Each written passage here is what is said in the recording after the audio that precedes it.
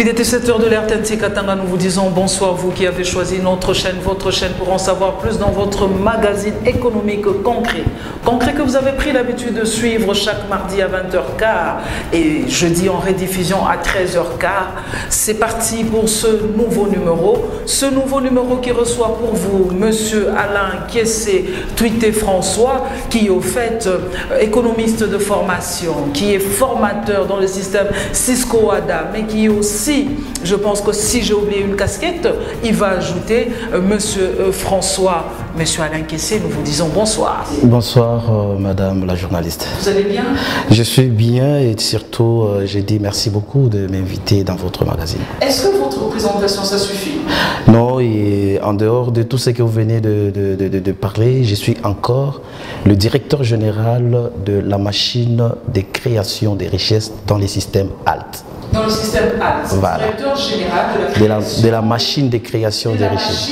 De création des richesses, système ALT. Voilà. C'est quoi le système ALT?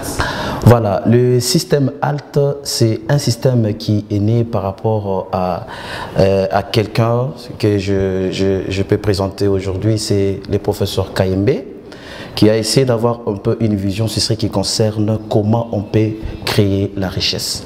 Alors, il a mis sur pied un système appelé ALT. ALT veut dire H-A-L-T, H veut dire homme, et A veut dire aigle, et L veut dire lion, et T veut dire taureau. C'est-à-dire quoi? C'est l'union de 4 personnes qui se trouvent dans ce monde. Il y a H, donc un homme qui doit amener ses compétences, ce qu'il connaît, mais il n'a pas d'idée, il n'a pas de moyens. Mais il y a quelqu'un qui a d'idées et des visions qu'on appelle aigle, mais qui n'a pas de moyens. Mais il y a une autre personne qui est le lion, qui a des stratégies, qui a des moyens, mais qui n'a pas d'idées, qui n'a pas de compétences. Et il y a une autre personne qui n'a pas de moyens, qui n'a pas d'idées, qui n'a pas de compétences, mais il est fort. Donc c'est une personne forte qui a sa force physique. Alors l'union de ces 4 personnes peut permettre à ce qu'on puisse arriver à produire et puis à créer de richesses. C'est pourquoi ça fait un système pour nous avec l'union de ces 4 personnes. Ça fait un système pour vous, c'est pas moi qui le dis, ce n'est pas le sujet de ce soir, okay. Mais il fallait quand même en parler, en savoir un tout petit peu sur le système ALT. Okay. ALT, vous avez donné cette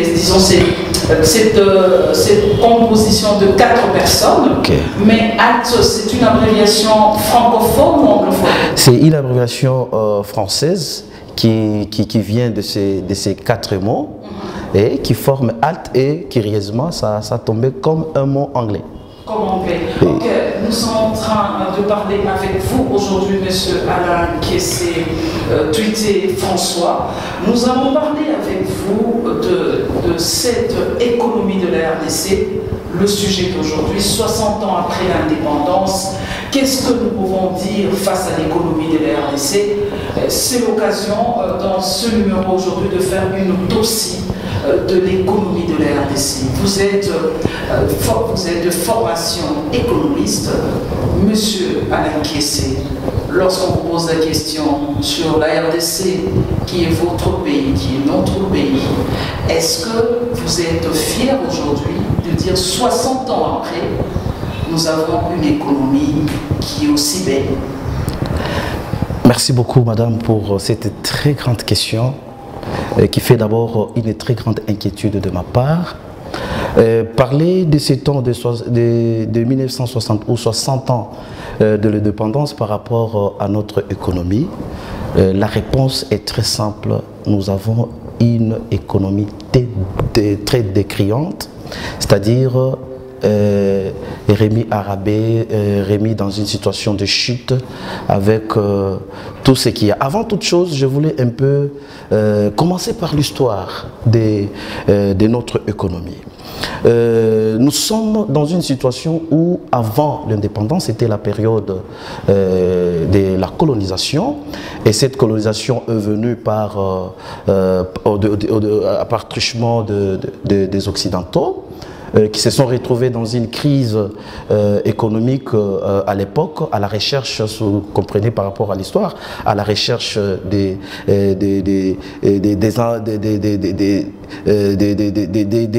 la résolution de la crise économique qui s'est passée au niveau de l'Europe dans les cadres des ingrédients qu'ils ont essayé un peu de chercher. Et ils se sont retrouvés au niveau de l'Afrique, particulièrement de l'Asie, jusqu'à arriver en RDC. En se retrouvant au niveau de l'Afrique, l'homme blanc a essayé d'implanter ou de chercher comment on peut récupérer la richesse ou soit qu'on peut récupérer des ressources pour aller résoudre la crise au niveau de l'Europe.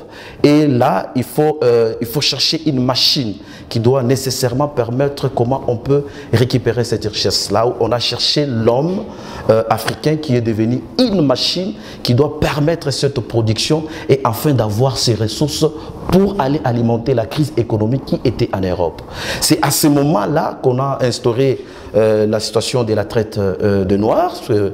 Souvenez-vous, c'était prendre par force l'homme africain en général et en particulier l'homme congolais pour aller nécessairement résoudre une situation de crise économique au niveau de l'Europe. À ce niveau là-bas, l'homme blanc s'est rendu compte que d'équipérer à tout moment cet homme-là, il fallait implanter cette machine à partir d'ici. D'où est venue la technologie par rapport à la production? C'est l'homme noir qui a essayé de raisonner la technologie pour la grandeur des tâches qu'on lui donnait et chercher un moyen pour comment on peut alléger cette tâche-là. Ils ont essayé d'innover d'une manière traditionnelle quelques systèmes afin d'alléger cette tâche-là. Ils ont commencé à produire. C'est là où notre économie a commencé. Et il y a eu la production des travaux forcés, de tout ce qu'il y a. L'homme blanc a essayé de manipuler le peuple congolais pour arriver à produire. Bien sûr, il y a eu la production. Et cette production ou cette économie s'est retrouvée comme une paillote, mais qui avait uniquement 3 piliers. Il y avait le premier pilier, c'était la GECAMINE, le second, c'était la SNCC, et puis l'agriculture.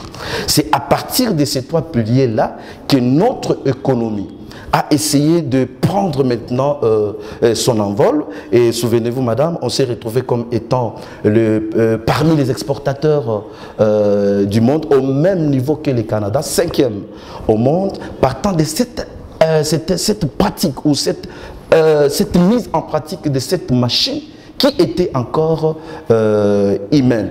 Et la plupart des gens ont toujours oublié cette machine-là. C'était la machine humaine qui a essayé de faire de sorte que cette économie puisse monter. Maintenant, arrivé en 1960, l'économie a essayé, et qui était florissante par rapport à cette machine humaine, on s'est retrouvé de 1960 jusqu'à 1965 que l'économie nécessairement était toujours florissante jusqu'à 1970 où le Congo était considéré comme étant le 5e producteur au monde, au même titre par rapport au même titre qu'est le Canada. Mais le mouvement après l'indépendance, c'est là où tout commence, madame. Parce que vous parlez de l'économie qui était florissante de 1960 en 1970. 70. En 1970, c'est Mobutu qui a déjà le pouvoir. Voilà. Merci. Pour vous, l'économie, elle était florissante sous Joseph Kasavubu, sous Mobutu Sese Seko. L'économie était florissante. Merci beaucoup, madame, par rapport à cette préoccupation. Si on parle de Kasavubu, on parle de Mobutu. Les deux personnes-là n'ont rien fait par rapport à l'économie. C'était... Ils n'ont rien fait par rapport à l'économie. Puisque vous venez de dire que des 1960, en 1970, l'économie de la RDC était florissante. À quel moment vous situez que cette économie n'était plus florissante et comment vous pouvez encore dire que les deux chefs d'État, paix à leurs âmes, n'étaient pas vraiment à la base de cette économie qui était florissante? Oui, madame, je viens de vous relater l'histoire de cette économie qui a commencé avec la colonisation. C'est dans ce mouvement-là, cette économie florissante, c'est toute une malle que la colonisation a amenée jusqu'au niveau de 1960 jusqu'à 1970, les deux présidents ont essayé seulement de profiter de cette, parce que ce n'est pas d'emblée l'économie peut chuter. L'économie est en train de chuter au fur et à mesure. Pourquoi je vous dis que Kasavubu et Mobutu n'ont rien fait par rapport à notre économie? Comprenez, après, à la veille de l'indépendance, avec tout ce qui était comme mouvement en ce qui concerne la politique, la complication ou divergence d'opinion entre Kasavubu ainsi que Lumumba, il y a division.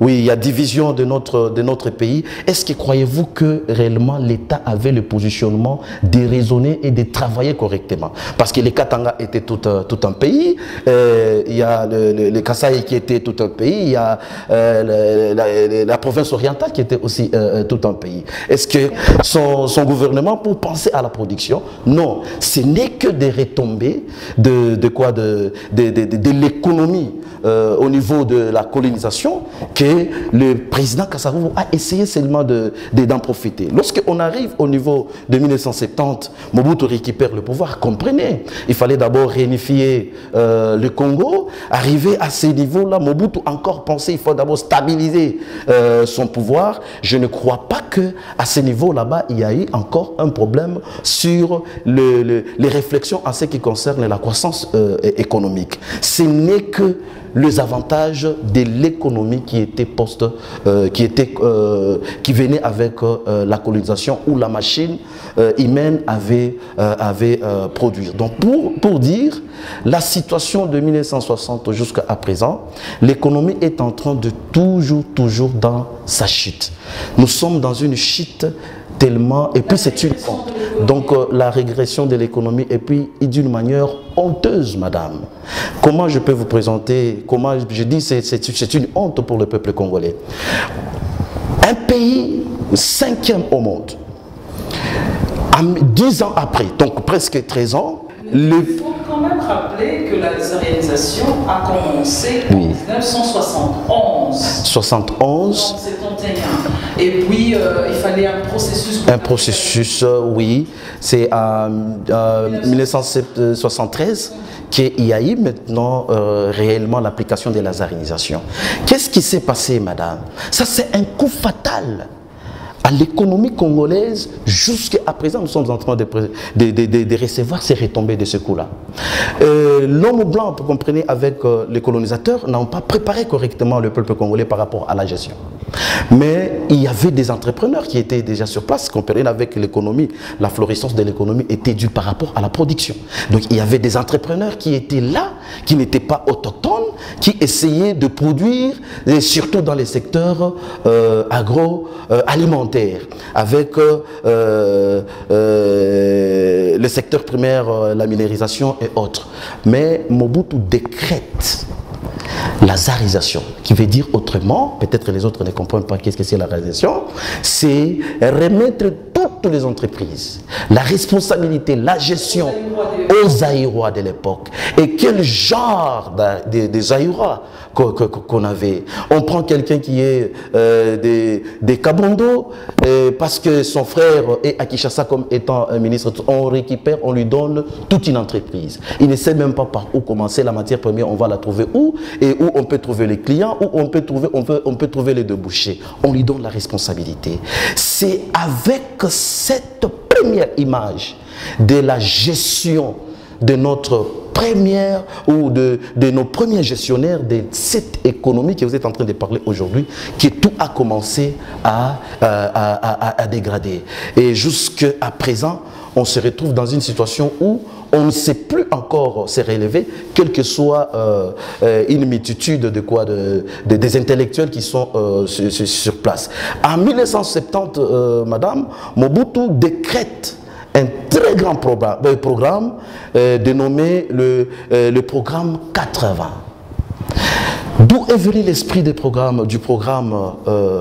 80? C'est pour permettre que le Congo puisse quitter la 5e place, soit première ou deuxième. C'était qui était la vision de Mobutu. Maintenant, l'homme blanc, espérant de récupérer toujours cette machine pour que ça puisse toujours l'aider, ils essayent un peu d'avoir une réunion avec tous les présidents de l'Afrique pour dire aux Africains ou à ces présidents-là, nous vous laissons longtemps au pouvoir, mais à seule condition. La condition, c'est laquelle nous allons produire, vous nous amenez la matière première brute. Comprenez, le Congo qui était exportateur, qui avait plusieurs entreprises ici de transformation, mais on impose aux présidents africains, aussi Mobutu qui était à l'intérieur, de uniquement produire que la matière première et les produits finis doivent provenir de l'Europe pour que nous soyons consommateurs. Directement à ce niveau, on quitte le rang d'être producteur, on devient un pays consommateur. Or, dit la consommation là-bas, c'est nous tendons la main vers l'importation, c'est-à-dire on importe tout et tout ce qui est comme exportation, ce n'est que la matière première. Et on a quitté l'agriculture pour qu'elle n'exportait que les minéraux.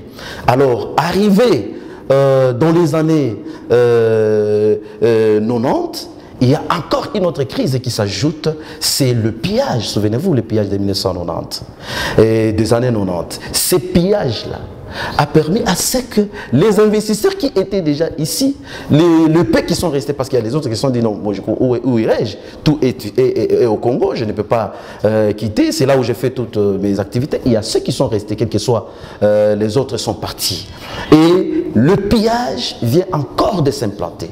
On a pillé et c'était encore un autre coup dur de notre économie congolaise, où la plupart de ceux qui ont essayé de piller et les autres entrepreneurs qui étaient ici sont partis.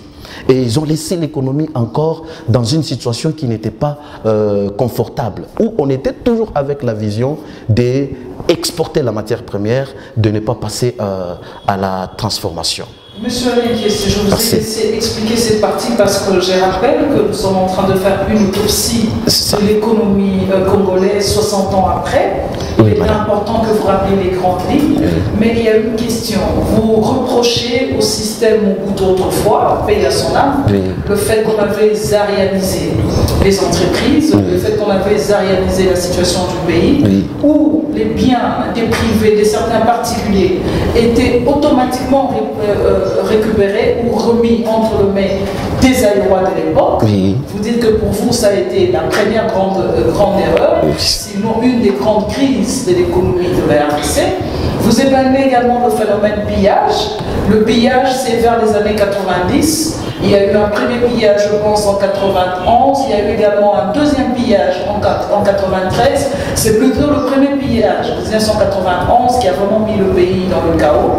Je pense que c'était juste lorsque le pays était en train de se préparer, ou le pays était encore sous la conférence nationale souveraine. Oui. Mais 91, 93, 14, vous parlez de deux temps forts de crise. Malheureusement, toutes ces crises, c'est sous le régime de Mobutu. Est-ce que pour vous aujourd'hui, vous pouvez dire que la crise économique en RDC a commencé sous Mobutu? Je suis sûr et certain, et je le déclare tout haut, maman, jusqu'à présent, c'est Mobutu qui a essayé de faire des très grandes erreurs dans le monde économique. Dans le monde économique? Dans le monde économique. Moi, je parle comme économiste ici, dans le monde économique.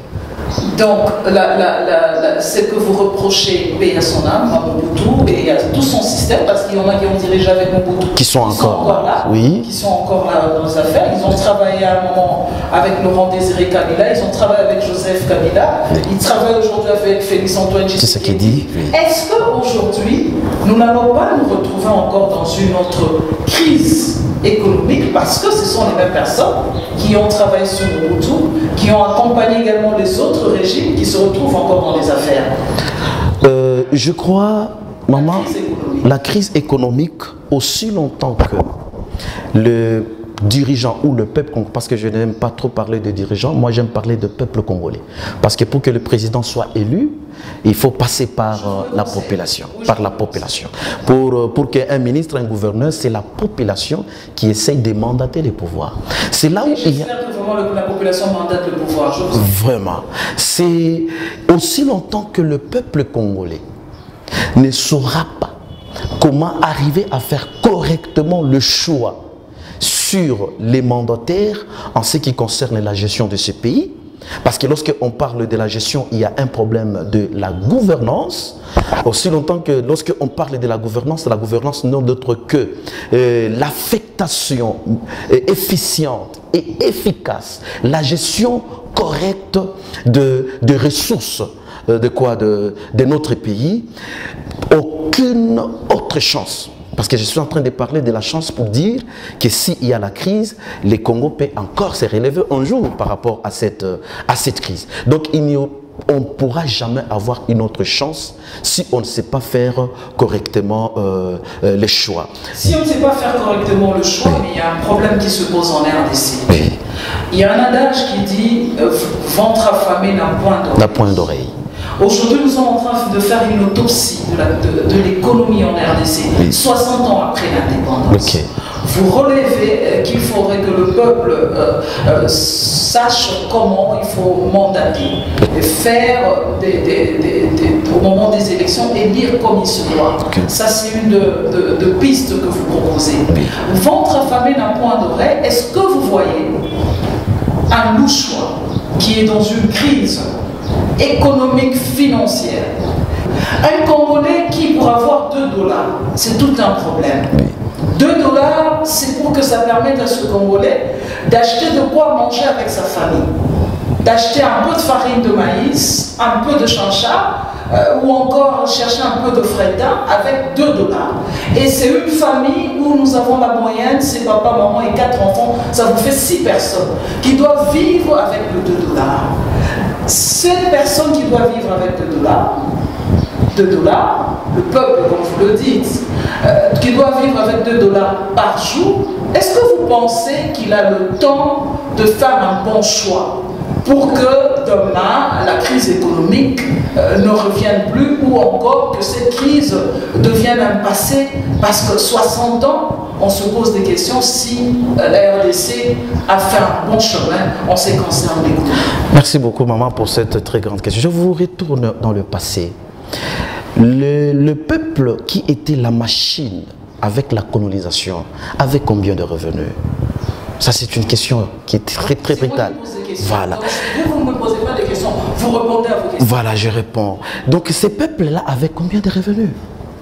Le plus grand problème, ce n'est pas un problème de... C'est la raison pour laquelle le système HALT vient s'implanter. Le peuple n'a pas besoin de se demander le revenu ou le ventre affamé n'a point d'oreille. Non. Il y a une méthodologie, il y a une manière de faire les choses comme ça s'est passé auparavant avec cette population qui n'était que nécessairement sans revenu, mais qui a essayé de produire. Qu'est-ce que je voulais dire par là? Le ventre affamé n'a point d'oreille. C'est là où il y a un problème de ce que nous appelons l'économie domestique. Qu'est-ce que nous voulons parler sur l'économie domestique? C'est-à-dire quoi? Les ménages que vous êtes en train de voir ici, ce n'est pas que les ménages n'ont pas de moyens. Les ménages ont cet esprit, ce que nous appelons l'entrepreneuriat ménager. L'entrepreneuriat ménager, c'est-à-dire quoi? Quelqu'un qui peut se retrouver comme ça, il n'a pas de revenus, il n'a pas de moyens, mais il faut faire de sorte que cette population puisse avoir de moyens. On vit avec quoi? On vit avec l'entrepreneuriat, madame. L'entrepreneuriat, monsieur Alain Kessé, revenons sur terre, oui. revenons en RDC. Oui. Cet entrepreneuriat, ça signifie que je dois avoir un fonds de début, un fonds de démarrage. Je ne peux pas parler de l'entrepreneuriat, je n'ai rien. Je pense. Merci beaucoup, madame. Lorsqu'on parle de la production c'est la combinaison de 3 facteurs de production. Il y a la nature, il y a les capitales ainsi que le travail. La population congolaise est en train de mandater. C'est la même population qui est en train de gérer ces pays. Si nous avons récupéré le choix correct que nous avons effectué. Les mêmes mandataires pour faire ce que nous appelons la répartition équitable du revenu. Lorsqu'il y a la répartition équitable du revenu, le moyen ou le capital va se retrouver dans le main de ces ménages ou de cette population qui va intérioriser cet esprit de quoi? De l'entrepreneuriat, madame. Ce n'est pas pour dire que c'est un Congolais qui est de la Zambie, non. C'est le même Congolais qui a fait son choix. Le problème, c'est là où moi je suis en train de me dire, c'est un problème de choix, madame. Tout commence par le choix en ce qui concerne la gouvernance. Si le même peuple qui se dit qu'aujourd'hui ils n'ont pas de revenus, si la gouvernance où les mandataires peuvent arriver à assurer ce que nous appelons la répartition équitable du revenu. Celui qui est de la basse classe, il sait qu'il doit en profiter par rapport à sa classe. Celui qui est de la classe moyenne doit en profiter par rapport à la classe moyenne jusqu'à la classe supérieure. Et dans cette optique-là, que cette population-là doit avoir ça ne demande pas beaucoup, madame, l'entrepreneuriat. Moi, je suis spécialiste en entrepreneuriat. Moi, j'ai des idées. Je sais que pour produire les kikanda, ça me demande ça, ça me demande ça. C'est une idée que j'amène. Mais il y a une maman qui est compétente, qui se dit que non, non, par rapport à kikanda, il faut prendre ça, il faut prendre ça, mais moi je peux le faire. L'autre il dit, c'est un lieu. Il dit non, moi je n'ai pas seulement cette idée, mais j'ai quand même mon 2 ou 3 ou 4 enfants que je possède ici. Nous pouvons mettre ensemble avec le taureau qui peut amener le travail. Donc la personne qui peut vendre ces kikanda-là, nous pouvons produire, madame, en recourant à l'économie domestique. Surtout qu'on sait qu'en RDC, il y a une réalité. Il n'y a pas de classe moyenne. Il y a une classe riche supérieure et une classe pauvre. Le concret de l'économie, 60 ans après, vous avez seulement dit que Kassavou, Mobutu n'ont rien fait. Ok, ils ont bénéficié du reste de la colonisation. Okay. Est-ce que 60 ans après, la question aujourd'hui, après Mobutu, il y a eu Laurent Désiré Kabila, il y a eu Joseph Kabila, aujourd'hui il y a Félix Antoine Tshisekedi. Est-ce que 60 ans après, faudrait-il que la RDC continue à tendre la main à l'extérieur? Est-ce que 60 ans après, est-ce qu'il faudrait que les colonisateurs se disent encore nous rentrons d'une manière imagée? Ce n'est pas correct. C'est-à-dire 60 ans après, si que nous soyons véritablement concrets par rapport à ça, on ne peut jamais tendre la main de l'extérieur. Je récupère la tranche de Laurent Désiré Kabila. La situation de Laurent Désiré Kabila a été tentée par, premièrement, les guerres agressives. Lorsque Laurent Désiré Kabila est venu, il a émis une très bonne politique de permettre que la frontière, ou soit au niveau de l'impôt par rapport aux frais de douane, d'être rabattue et qu'ils puissent avoir plus les entrées en ce qui concerne l'importation. Là, il était plus concentré sur le social. C'est la raison pour laquelle vous allez voir, pendant la période de musée, la classe basse a essayé de parler de musée. Non, on mangeait bien, il y a ça, il y a ça, il y a ça. Parce qu'il a inséré de mettre une méthode à ce qui concerne rabattre ce qui est comme impôt au niveau des douanes. Ce n'est pas pour dire que l'économie des musées était florissante, non. Comprenez. Sous Laurent Désiré Kabila, l'économie n'était pas aussi... Madame, je m'excuse en faux en tant qu'économiste. Et je vais vous montrer que certainement cette économie n'était pas... La planche à billets qui a tourné, il y a eu la pression du franc congolais. On a vécu la stabilité du franc congolais face aux devises étrangères. On a vu que lorsqu'on parlait de 100 $, je me rappelle à l'époque, il y a des militaires qui étaient payés à 100 $, les Kadogo à l'époque. C'était beaucoup d'argent. Est-ce que ce temps-là aussi, c'est un tableau sombre? Madame, je vais vous montrer clairement. Lorsque Mouzé est venu, lorsqu'on parle de l'émission des francs congolais, c'était un souci que les francs congolais puissent s'égaler avec le 1 franc, soit 1 $. Mais je vous dis, Mouzé est mort quand? Est mort en 2020 et en 2001. Et regardez le taux de dollar en 2001, c'était combien? Vous allez voir que nous étions toujours en ce qui concerne la dégression monétaire. Cela veut dire quoi? Mouzé est venu avec un système de récupérer la paillote avec un seul pilier, qui était la production minière. C'est la raison pour laquelle... Il y a eu l'agriculture sous Mouzé. Voilà. Lorsqu'on parle de l'agriculture, c'était une petite partie de l'agriculture, c'est Kanyama Kassese, qui essayait seulement d'aider la province, le Kassai. Est-ce que ça a aidé toute la République? Non. C'est les moyens qui permettaient d'avoir des devises pour la RDC n'était que l'exportation de quoi des minéraux.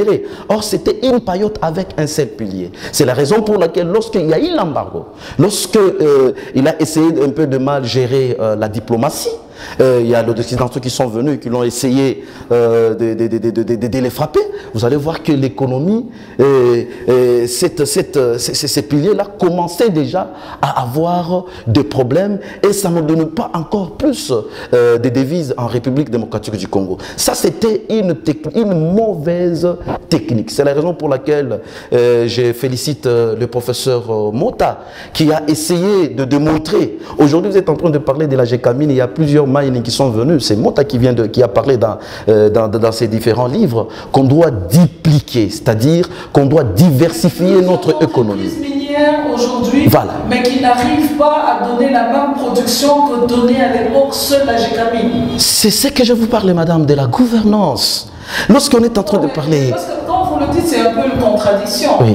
Vous dites oui, vous dites, vous êtes d'accord avec le professeur Monta qui a rédigé plusieurs livres pour que dans le secteur minier, qu'on essaie un peu de diversifier ou sinon de faire une division du secteur minier.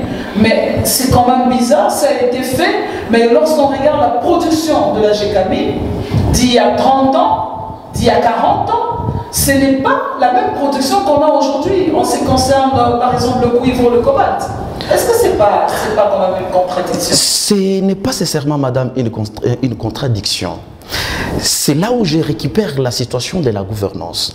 Lorsque c'était seulement la Gécamine, il y avait un problème de la gouvernance. Attention, avec Mouzé paix à son âme, et il avait instauré une gestion. Lui était vraiment dans une pente pour augmenter ou croître notre économie avec l'esprit de la bonne gouvernance. Mais ce que nous sommes en train de parler, le mal dans ça, c'est quoi? Il n'y a pas eu la diversité, madame, de l'économie. Lorsque nous parlons de la diversité de l'économie, c'est-à-dire quoi? Nous avons les secteurs de la production. Il y a les secteurs primaires, les secteurs secondaires et les secteurs tertiaires. Mais lorsque vous récupérez les secteurs primaires, bien sûr, qui est la base de tout développement économique, mais vous vous focalisez sur une activité du secteur primaire qui est le minerai uniquement. Là, ça pose déjà le problème. S'il y a une diversification des entreprises, c'était une bonne réflexion, mais le problème, c'est un problème de quoi? De la mégestion, de la mauvaise gouvernance qui est en train de poser, qui a posé ses bases par rapport à cette méthodologie. Si Mota avait dit par rapport à ça, il fallait appeler Mota comme étant spécialiste. Mota étant spécialiste, là on est en train de faire signe par la réalisation que nous sommes en train de consommer déjà nos minutes. Joseph Kabila qui a fait 18 ans, quelle économie en RDC? Qu'est-ce que vous pouvez dire face à cette période? Comment s'est comportée l'économie en RDC? Avec Joseph Kabila a essayé un tout petit peu récupérer l'économie, mais toujours au désarroi, avec les systèmes monétaires. Parmi les corps qui constituent l'économie, nous avons la macroéconomie et la micro. Et dans la macro, il a récupéré l'économie monétaire. Et vous avez vu pendant cette période-là, c'était la stabilité. Or, cette stabilité était due par rapport à une certaine manière de la production. On a essayé un peu de dire non, on ne peut plus encore exporter les bruts. Il faut les transformer avec les gouverneurs qui est Moïse Katumbi, qui a essayé un peu de mettre un peu sa messe au niveau de l'économie. C'est cette production un tout petit peu qui a essayé un peu de stabiliser la monnaie parce qu'on a eu un peu des devises, mais ce n'était pas ça. C'est la raison pour laquelle vous avez vu, après, pendant la période ici, presque à la fin de son mandat, tout était par terre. Tshisekedi vient de récupérer une situation déjà de... par terre pendant 18 ans. Pendant 18 ans. L'économie ne marchait pas. Je viens de vous démontrer. c'est seulement l'aspect économie monétaire qui est dû, ou soit qui a ses bases, la production. Il y a une petite production qui ne demande pas d'être comparée avec l'économie de 1960 de la RDC. C'est la raison pour laquelle, d'une manière générale, le bilan est tellement décriant. Et au lieu de continuer dans cette allure, il y a l'aspect de gouvernance avec tout ce qui est comme robes politiques qui sont entrées à l'intérieur. On a négligé ce qui était la production. On s'est cantonné par rapport à la politique, au chicata, ceci, cela, et tout est remis à zéro et demandé à ces gouvernements. Soufachi, qui a pris le pouvoir, ça fait 1 année et demie, l'économie, comment ça se comporte, parce qu'on se rend compte que le panier de la ménagère se porte très mal en RDC. Je l'avais dit un peu plus haut, c'est la moyenne en ce qui concerne la ration de chaque jour d'une famille d'au moins 6 enfants. Qu'est-ce que vous pouvez dire? 1 année et demie, Fachi à la tête, l'économie de la RDC, comment elle se comporte? Moi, certainement, madame, j'ai pitié du président de la République. Parce qu'il vient d'hériter une économie qui, presque en bas, est décriante. Le fait que déjà, il y a un problème en ce qui concerne la production, ce n'est pas dans 1 année que Fachi doit commencer directement à remonter l'économie. Il y a aussi un problème de la planification, madame, ainsi que du budget. On a essayé de planifier ici la situation des 100 jours. De quelle manière qu'on a affecté les ressources par rapport aux 100 jours? On les affecte dans le social, construction de quoi, des maisons et autres. Au lieu d'affecter tout ce montant de 100 jours dans l'aspect production. Et quelle production? La production du secteur primaire. Dans le secteur primaire, l'activité principale de ce secteur, c'est l'agriculture ou l'agroalimentaire. En commençant à partir de là, c'est tout le montant. Ou ce qu'on est en train de voir par rapport au procès de 100 jours, on vous a dit, nous étions ensemble et on a vu le montant. Si on les avait canalisés dans le secteur primaire, dans l'activité agriculture, en attaquant les routes des dessertes agricoles, aujourd'hui, on pourrait se retrouver avec une production qui pourrait ramener nécessairement la base et attaquer le panier de ménagères. Parce que lorsqu'on parle du panier de ménagères, on est en train de voir tout ce qui est comme autour de ça, l'aspect social et le pouvoir d'achat de ces ménages. Et aujourd'hui, l'économie extravertie, on tend la main vers l'extérieur à l'importation.